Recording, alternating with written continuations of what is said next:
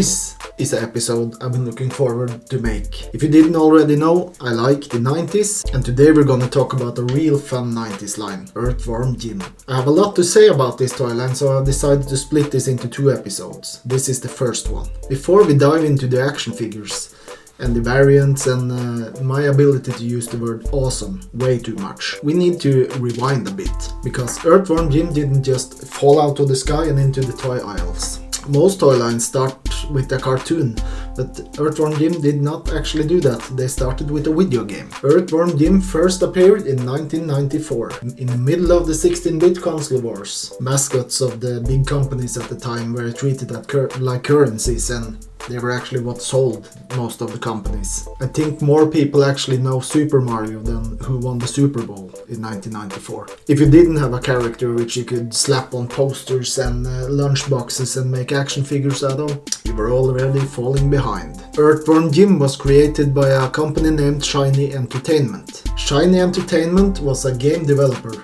based in California. The company, like many other companies and developers at the time, was sold to another company named Interplay Production, which later resold to Infogrames Inc., and so on and so on. Today, what's left of Shiny Entertainment Inc. is part of Amazon Game Studios. Instead of a cool animal like many of the other companies were doing, they actually gave us an earthworm who falls into a spacesuit and tries to become a superhero. And animal-wise, this is probably one of the weirder choices. The original game launched on both the Sega Genesis and the Super Nintendo, and this tells us that this was no backyard production. They were going big with this series. The game was an instant hit. The critics loved it, the kids loved it, and it had the right amount of humor, the right amount of originality, and only a year later Earthworm Jim 2 came out.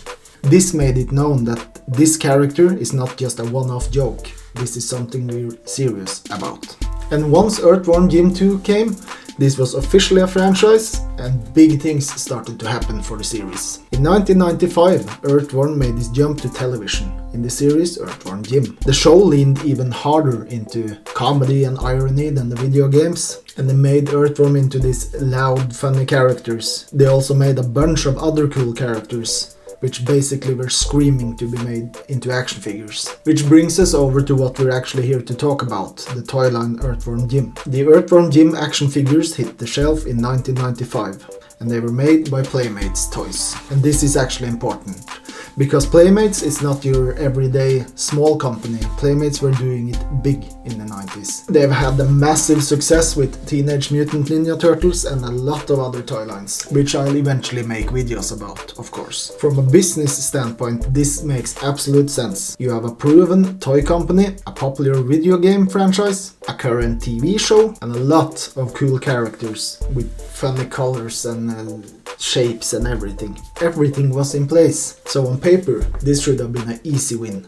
So what could possibly go wrong? The timing was right and the talent was there to make this line. And yet this episode is in the toy line breakdown, where we mostly talk about forgotten toy lines or toy lines that didn't take off. And with all that in mind, Mr. Earthworm Jim himself, or Earthworm with Snot, which it's actually called. This is definitely the most important character in this line. If the superhero himself doesn't appeal to the kids, you might as well throw the whole line into the discount bin at KB Toys. This is the one who has to convince, both the kids, the parents, and maybe confuse your grandma a bit. And this sure looks like it can do all of those things. Design-wise, they actually try to sell Jim off as a superhero, which to me is quite ironic, because the whole gimmick or thing behind Earthworm Jim is that he actually makes fun of superheroes.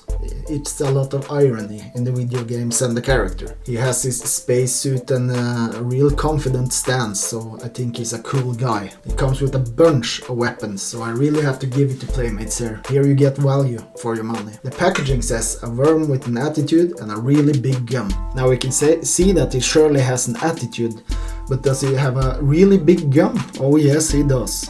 He comes with a gun that's so big that it's actually hard to make the character stand up. He also comes with this big bulk plasma blaster, which if you play the video game you probably know what it is. The sculpting and the design, you have to give credit to Playmate. They really knew what they were doing. You can also pop his head off. It feels like a nice middle ground between the video games and the TV show, I think. And they never really actually asked themselves, is this too weird? Back in the 90s, and I freaking love it. Then there's Snot. Sweet, disgusting Snot.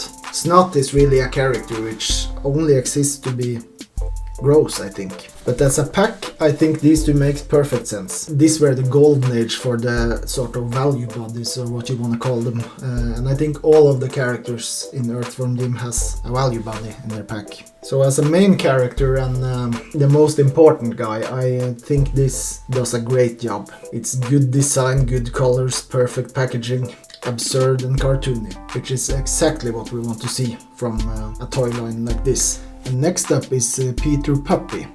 A Peter Puppy is just like a fun sidekick, sort of like a walking punchline, so to speak, actually. Nothing really special about this action figure. Yes, you know, funny design, funny colors, and on his own is fine, I guess. But that's not really why Peter Puppy shines, because this, my friends, is Monstrous Peter Puppy. And where do I even start with this guy? This is like where things completely goes off the rails in the action figure line. This is like a 90s logic. You have a small cute character and a big bulky guy of the same one.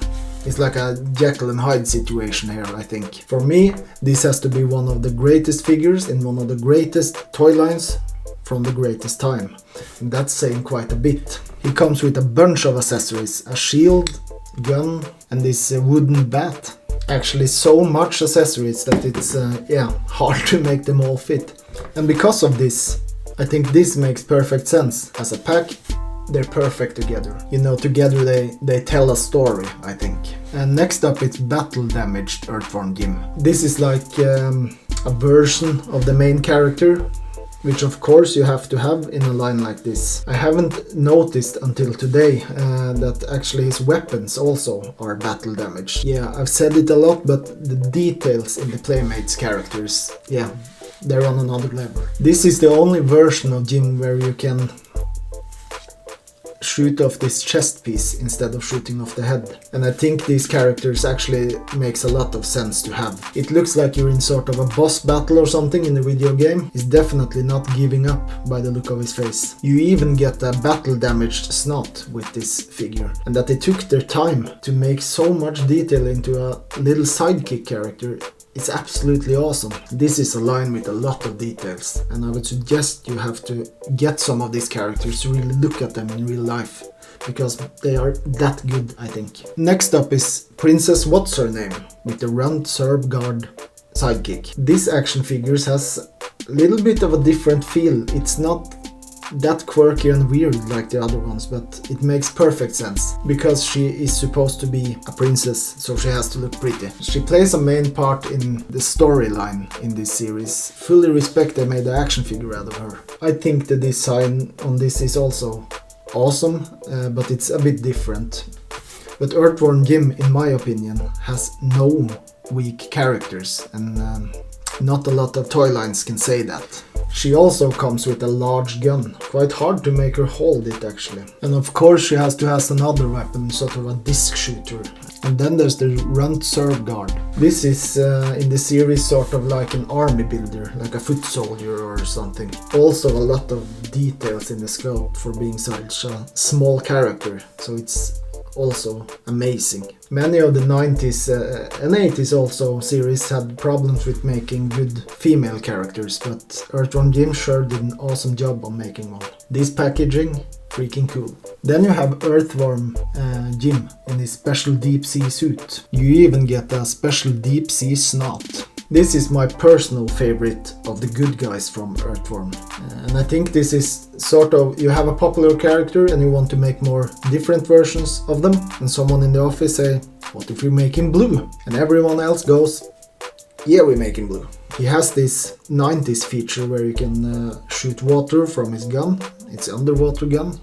So I Not really sure what water would do for damage underwater. And of course you get this big selling point when it's special.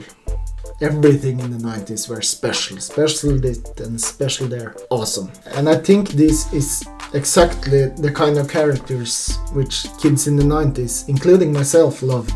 New color, new accessories, but the same figure that you love. Doesn't need to make sense, but it needs to be something new. And lastly of the goodie guys, we have the Mail Away exclusive. This is the figure that you absolutely did not have as a kid, but 30 years later you're sure you did.